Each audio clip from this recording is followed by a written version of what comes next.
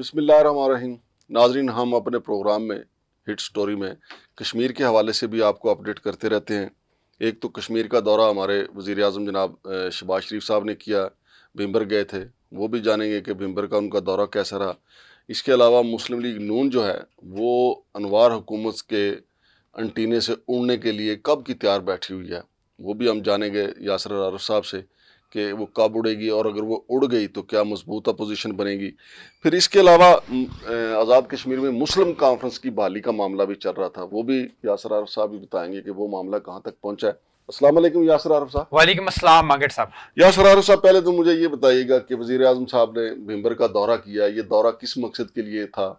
वो मकासद पूरे हुए नहीं हुए, या मुस्लिम लीग को फाल करने के लिए ये दौरा था? क्या मकासद थे इसका? मागिर साहब, वज़ीर आज़म शहबाज शरीफ साहब का ये दौरा भिंबर जो उनके दानिश स्कूल का जो एक प्रोजेक्ट था उसके इफ्तिताह के हवाले से था, और उन्होंने वहाँ पे भिंबर में जाके उसका इफ्तिताह किया और एक अच्छी तकरीब हुई जिसमें आज़ाद कश्मीर से गवर्नमेंट के लोग, अपोजिशन और दूसरी जमातों के लोग भी शामिल थे। इस लिहाज से ये दौरा एक मुनासिब दौरा था। और डेफिनेटली इस दौरे के जो प्रोटोकॉल्स होते हैं, हमेशा से जब भी कोई प्राइम मिनिस्टर पाकिस्तान आज़ाद कश्मीर जाता है तो वहाँ की सियासी जमातें, हुकूमत और अपोजिशन, उनकी अपनी या मुखालिफ जमातें इस इख्तलाफ और आपसी सियासी इख्तलाफात से बालातर होकर उन्हें वेलकम कहती है, क्योंकि वो किसी पार्टी के लीडर की हैसियत से नहीं बल्कि प्राइम मिनिस्टर पाकिस्तान की हैसियत से आज़ाद कश्मीर जाते हैं। तो ये दौरा इस लिहाज से तो बिल्कुल कामयाब दौरा था। लेकिन एक चीज़ जो वहाँ पर देखने में आई, विजुअल्स हमने जो देखी, जो पीटीवी पे चली, जो दीगर मीडियम्स के ऊपर चली, उसमें मुझे एक चीज़ देख के ज़ाती तौर पे यकीन जाना एक शर्मिंदगी हुई। और वो शर्मिंदगी का एहसास ये था कि आज़ाद कश्मीर के जो हमारे प्राइम मिनिस्टर हैं चौधरी अनवार अल हक साहब, जिनका अपना एक मखसूस मजाज और स्टाइल है, उनका एक अपना एक पर्सनैलिटी सिग्नेचर है जिसमें वो हमेशा वो रफ टफ कैफियत के अंदर जो है ना चलते फिरते दिखाई देते हैं, जिसके ऊपर हर खास आम तनकीद भी कर रहा होता है।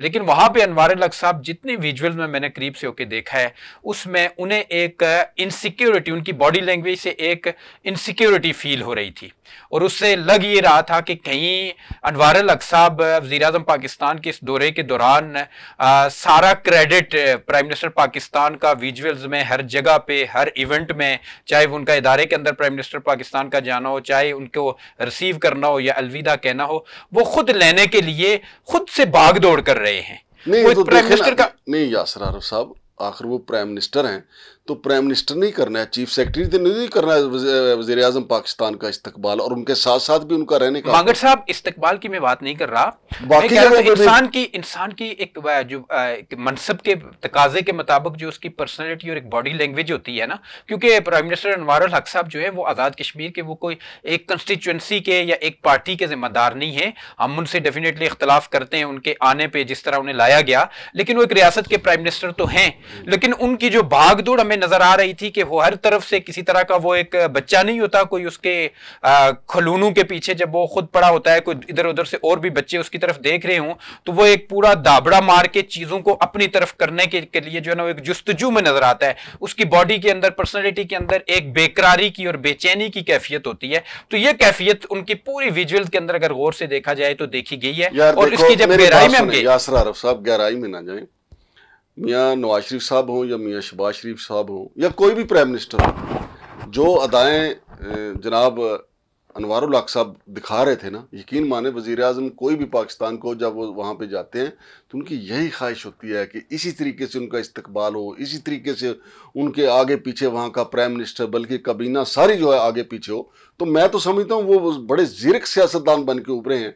उन्होंने किसी लम्हे भी ये महसूस नहीं होने दिया वज़ीर आज़म को कि मेरा आपकी पार्टी से कोई ताल्लुक। मागिर साहब, आपने दुरुस्त कहा, काबीना नहीं थी। मैं आपको बताऊं काबीना के एक मेंबर भी, जो आखिरी विजुअल अगर उसको करीब से देखा जाए जिसमें अलविदा कर रहे हैं शहबाज शरीफ साहब को, तो वहां पे कर्नल वकार नूर साहब दाएं साइड पे एक आखिरी शख्स की हैसियत से शहबाज शरीफ साहब ने उनके साथ हाथ मिलाया, और इधर अनवार अल हक साहब लेफ्ट साइड पे बिल्कुल तैयारे के सामने जाके झुक के शहबाज शरीफ साहब को सी ऑफ कर रहे हैं। यही तो मैं आपको बता रहा हूं कि कैबिनेट, बाकी किसी शख्सियत के अंदर इतना कोई भाग दौड़, और मुझे लग रहा था कि अनवार अल हक साहब से खाइफ और सहमे सहमे से कैबिनेट के मेंबरान भी लग रहे गए थे कि कहीं उनकी तबे नाजुक पे ये नागवार न गुजर जाए, इसलिए बाकियों ने उसका डिस्टेंस किया हुआ था। लेकिन हमने पता किया जब, जो दिलचस्प बात यह है क्योंकि शहबाज शरीफ साहब मुस्लिम लीग नून से उनका ताल्लुक है, वज़ीर आज़म पाकिस्तान है, तो ये दानिश स्कूल उनकी गवर्नमेंट का एक इनिशिएटिव है जो पूरे पंजाब में और दीगर सूबों में भी बात चल रही है, और GB और आज़ाद कश्मीर के अंदर भी उन्होंने इफ्तिताह किया।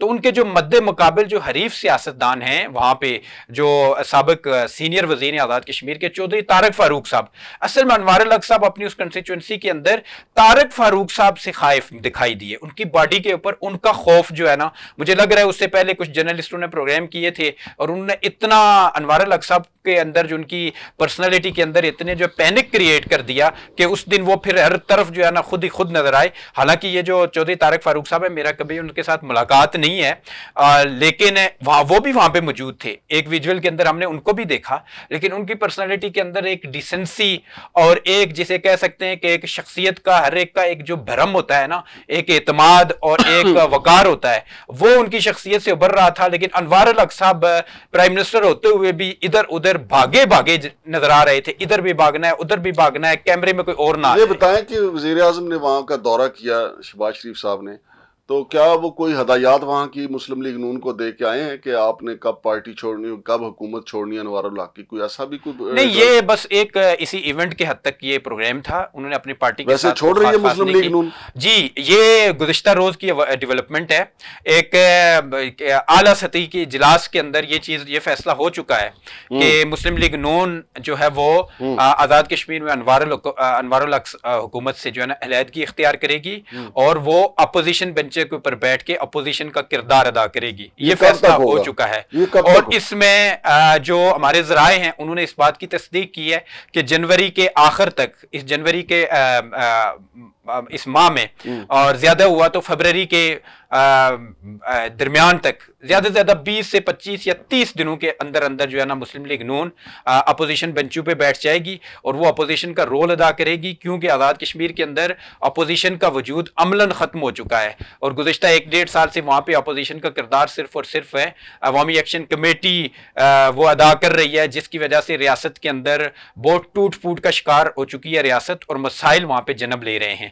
तो मुस्लिम लीग नून अपोजिशन के बेंचों पे बैठने का उसका फैसला हतमी हो चुका है। और पीपल्स पार्टी भी कोई करवट बदलने वाली है?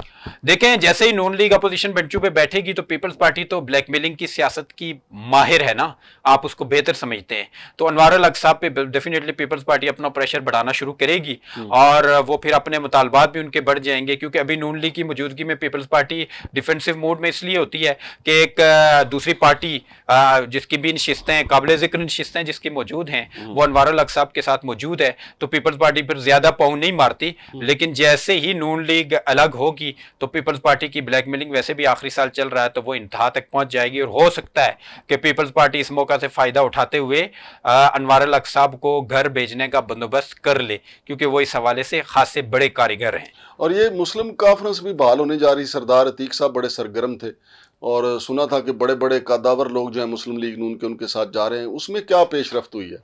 मांगड़ साहब, ये बहुत सारे लोगों की समझ से बालातर है कि आज़ाद कश्मीर में ना इस वक्त तो ऐसा माहौल है, ना हालात हैं कि मुस्लिम कॉन्फ्रेंस की बहाली का कुछ एहतमाम हो सके। लेकिन सरदार अतीक साहब से बढ़कर इसके हवाले से आज़ाद कश्मीर के अंदर ये कोशिश की जा रही है कहीं से कि मुस्लिम कॉन्फ्रेंस की बाहर सूरत बहाली की जाए।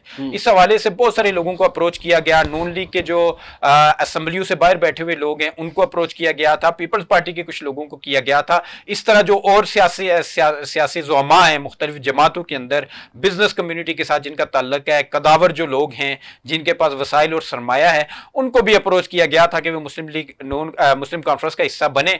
लेकिन सभी ने यही माजरत की है कि इस वक्त के आज़ाद कश्मीर के हालात मुस्लिम कॉन्फ्रेंस के मुवाफिक नहीं है। लेकिन इसके बावजूद सरदार अतीक साहब के हवाले से कुछ लोग बहुत ज़्यादा कीन है कि मुस्लिम कॉन्फ्रेंस को बहाल किया जाए और सरदार अतीक साहब को अगला वज़ीर आज़म आज़ाद कश्मीर के अंदर से बनाया जाए। उसके हवाले से कोई 2-3 फार्मूले भी ज़ेर कार हैं, वो कि हम नेक्स्ट प्रोग्राम में अपने नाज़रीन के साथ शेयर करेंगे।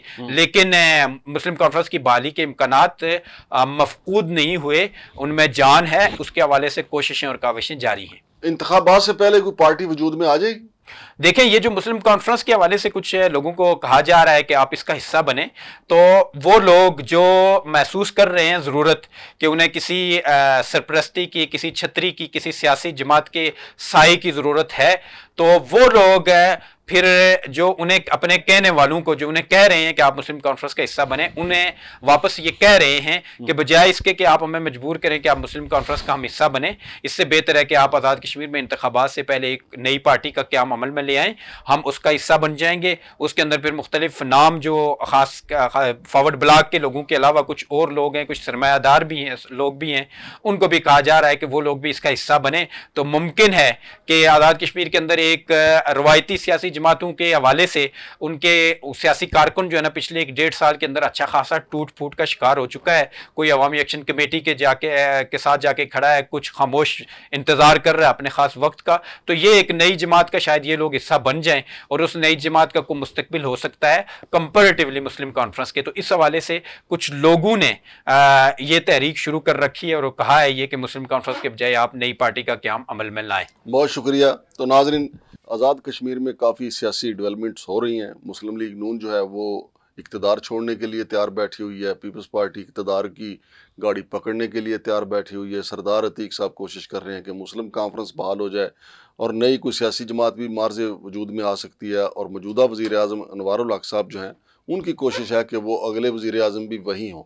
लेकिन उन्होंने अपने जो मुख्तसर दौरे हुकूमत है, उन्होंने ये एक बात तो मनवाई है कि वो सबको राज़ी लेके चल सकते हैं। जैसे सादिक संजरानी साहब यहाँ पे 6 साल चेयरमैन सेनेट रहे, इसी तरीके से अनवारुल हक साहब ने भी अपने सलाहियतों का लोहा मनवाया है कि वो हमारी इस्टेब्लिशमेंट को भी, जो भी हुकूमत आती है, PDM की हुकूमत आए या शहबाज शरीफ की हुकूमत हो या निगरान हुकूमत हो, सब के साथ वो राज़ी बाजी चल रहे हैं।